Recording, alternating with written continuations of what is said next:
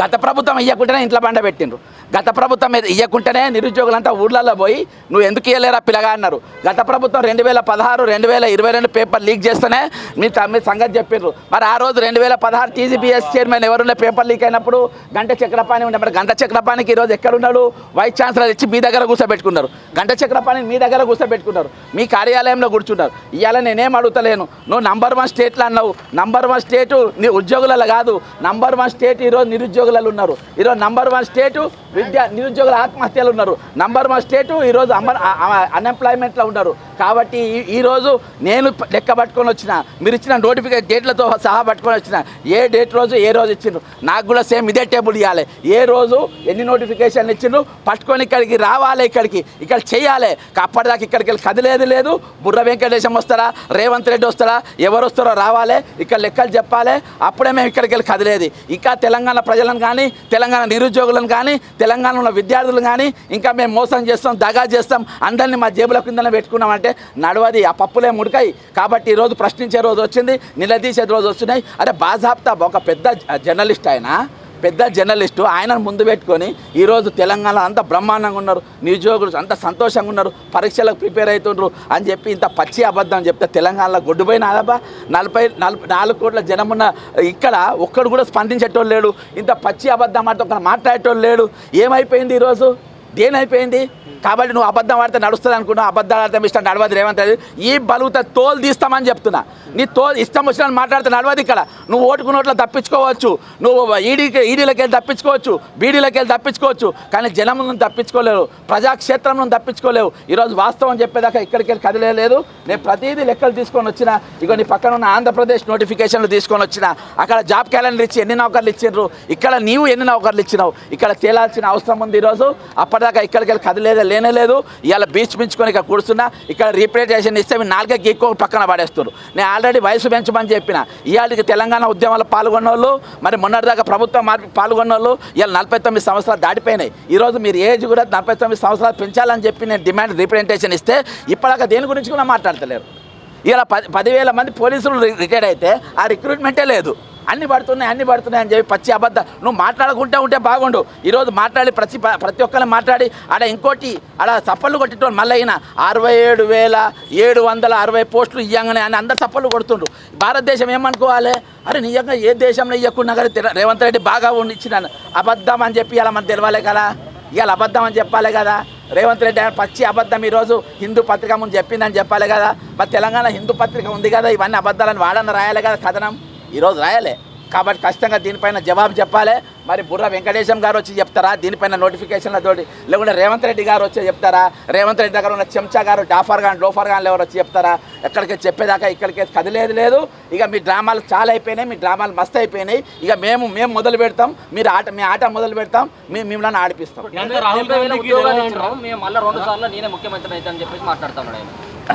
2 సార్లు కాదు 10 సార్లుగా అమ్మని ఎవడు వద్దంటాడు. నువ్వు నాకు చేస్తాననేది నువ్వు చేసేదేంది?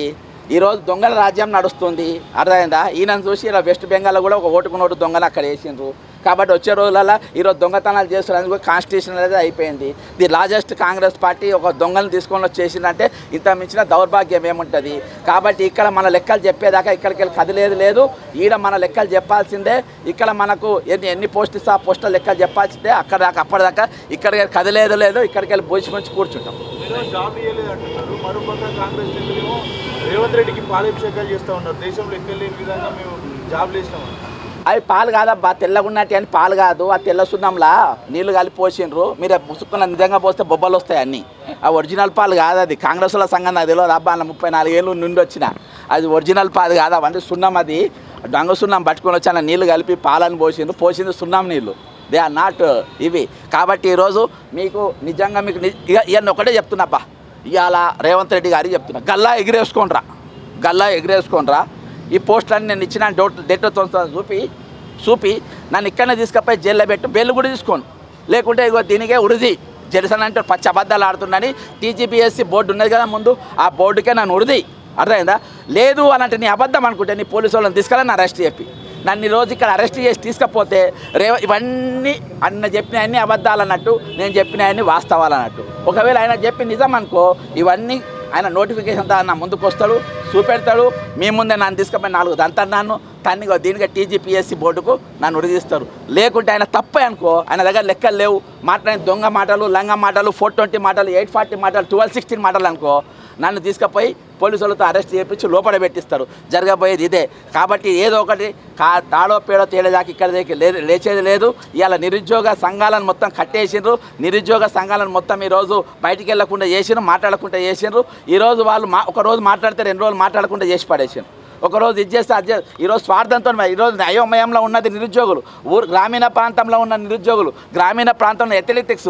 ఈరోజు రేపు మాకు నౌకరు వస్తాయి, రేపు మేము ఉద్యోగాలు చేస్తాము అని చెప్పి ఈరోజు ఎవరైతే ఆశ పెట్టినరో వాళ్ళ ఆశలన్నీ ఈరోజు అడియాశలు చేసిన రోజు. కాబట్టి ఈరోజు ఏ నిరుద్యోగుల ప్రభుత్వం అని మీరు చెప్పుకున్నారో మిస్టర్ రేవంత్ రెడ్డి, ఈరోజు ప్రియాంక గాంధీ గారు కూడా అబద్ధం చెప్పారు. ప్రియాంక గాంధీ గారు ప్రతి నెల 4,000 నిరుద్యోగ భృతి తెలంగాణ ఉన్న పేదల అందరికీ ఇస్తాము, అంతేకాకుండా 2 లక్షల ఖాళీలు సంవత్సరం లోపే దింపుతామన్నారు. 2.5 సంవత్సరాలు అయిపోయింది. ఈరోజు రేవంత్ రెడ్డికి ఉద్యోగం వచ్చింది. రేవంత్ రెడ్డి తమ్ముళ్ళు పెద్ద పెద్ద కోటీశ్వర్లు అయిపోయారు. సీతక్కకు నౌకరు వచ్చింది, సీతక్క మన దగ్గర తిరిగింది. పొన్నం ప్రభాకర్ పెద్ద నౌకరు వచ్చింది.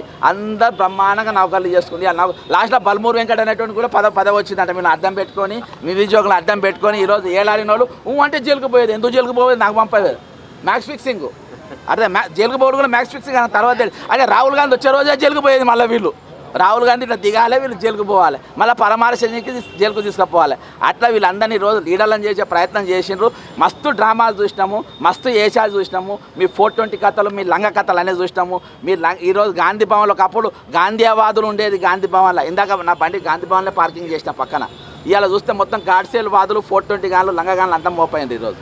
కాబట్టి ఈరోజు ఇన్ని ఇవాళ నా బాధ ఏంటంటే ఈ భారతదేశం మొత్తం కెమెరాలు పెట్టింది, నేషనల్ న్యూస్ కెమెరాలు పెట్టింది. ఈరోజు నేను హిట్లర్ను, ఐఎమ్ ఏ హిట్లర్, అర్థమైందా? హిట్లర్కు హైడ్రా అనే పదం చాలా ఇష్టం. హిట్లర్కు హైడ్రా అనే పదం చాలా ఇష్టం. ఆయన ఎవరిని చేసకుండా అసాసినేషన్ చేసేది, ఎవరిని చంపాలనుకుంటే వాళ్ళు చంపేది. అట్లనే నేను రాత్రి పగలగాలు ఇండ్లు గులగొడుతున్నా అని చెప్పిండు. అర్థమైందా? మిస్టర్ రేవంత్ రెడ్డి హిట్లర్ అనేటోడు ఎట్లా చచ్చింది తెలుసా? హిట్లర్ అనేటోడు ఎట్లా చచ్చింది తెలుసా? హిట్లర్ అనేటోడు ఎట్లా చచ్చింది తెలుసా? కుక్క సాగు చచ్చిండు. ఎట్లా చచ్చిండు? కుక్క సాగు చచ్చిండు. రేపు నువ్వు ఏ సాగు చస్తావు? హిట్లర్ లెక్క చేసినోనే నువ్వు కూడా కుక్క సాగు చస్తావు. ఈరోజు నిరుద్యోగుల ఉసురు పోసుకొని ఇంతమంది బిడ్డలు చచ్చిపోయి 12 మంది 100 బిడ్డలు ఆల్రెడీ తెలంగాణ కోసం చచ్చిపోయారు. ఈరోజు నెల రోజులలో ఇంతమంది ఊపిరి పోసుకున్నావు, నెల రోజులలో ఇంతమంది ఊపిరి పోసుకున్నావు. వాళ్ళ ముందు ఏమంటే ఒక్కరు కూడా చావాలి. తెలంగాణ బ్రహ్మాండంగా ఉన్నది. తెలంగాణ ఈరోజు సస్యశ్యామలంగా ఉన్నది. సస్యశ్యామలం అనరాదు, సస్యశ్యామలంగా ఉన్నది అని చెప్పి ఈరోజు హేళన చేసే పరిస్థితి, అభివృద్ధిని హేళన చేసే పరిస్థితి, ఈరోజు ఆత్మహత్యలను హేళన చేసే పరిస్థితి. కల్లాల కాడ 10 మంది రైతులు చచ్చిపోతే ఈరోజు ధాన్యం మొత్తం అమ్ముడుపోయిందని చెప్పుకునే పరిస్థితి. కాబట్టి ఈరోజు రేవంత్ రెడ్డి మాట్లాడుతూ రాజశేఖర్ రెడ్డిని పూర్తిగా తీసుకోదలుచుకోలేని చెప్తా ఉన్నాడు. రాజశేఖర్ రెడ్డిని పూర్తిగా తీసుకోదలుచుకోలేని చెప్తా. ఎందుకు తీసుకుంటాడబ్బా? ఎందుకు తీసుకుంటాడు? ఈయన ఎన్డీఏనా ఈయన ఎందుకు తీసుకుంటాడు? ఈయన దరిద్రుడిను, అష్టదరిద్రుడు, తెలంగాణ భాష ద్రోహి, ఒక దొంగ ఎందుకు తీసుకుంటాడు? ఆయన ఆదర్శ తీసుకుని తెలంగాణ ద్రోహం చేసినట్టు, తెలంగాణ దగా చేసినట్టు. ఈరోజు అన్నిటికన్నా భయంకరం ఏం తెలుసా? ఉద్యోగుల దగ్గర 1.5% వాళ్ళు చెప్పకుండా నొక్కేసిన దొంగవు నువ్వు. ఉద్యోగుల జీతాలకు వెళ్ళి వాళ్ళ తెలియకుండా 1.5% జీతం వాళ్ళ తెలియకుండా కసక్కన కోసుకునే దొంగవు నువ్వు. కాబట్టి దొంగ వేషాలు, లంగ వేషాలు, 420 నేను బరాబర్ చెప్తున్నా, మనస వాచ కర్మన త్రికన్న శుద్ధితో చెప్తున్నా. ఈ తెలంగాణ ముఖ్యమంత్రి దొంగ, 420 అబద్ధాలు ఆడతాడు, మోసం చేస్తాడు, ఎవరినన్నా మోసం చేస్తాడు. ఇవన్నీ నేను చెప్పలే, పోలీస్ IPC రికార్డులు చెప్పినాయి, ఆయన మీద ఉన్న కేసులు చెప్పినాయి, ఆయన మీద ఉన్న ఇవి చెప్పినాయి. కాబట్టి ఆ వెంకటేశం గారు కూడా వచ్చినట్టున్నారు. వీళ్ళు ఉన్న వాళ్ళు అంతా నోబెల్ బహుమతి గ్రహీతలే, ఎవరు మామూలు వాళ్ళు కాదు. అంతా నోబెల్ బహుమతి గ్రహీతలు వచ్చిండ్రు. వీళ్ళ పేర్లు అన్నీ కూడా ఈరోజు ఐక్యరాజ్య సమితిలో నామినేషన్లు జరుగుతాయి. అన్న మహానుభావులు ఉన్న గొప్పలు. కాబట్టి వాళ్ళు వచ్చి ఇక్కడ లెక్క చెప్పేదాకా ఇక్కడికి వెళ్ళి లేచేది లేదు, ఇక్కడికి వెళ్ళి కదిలేదు.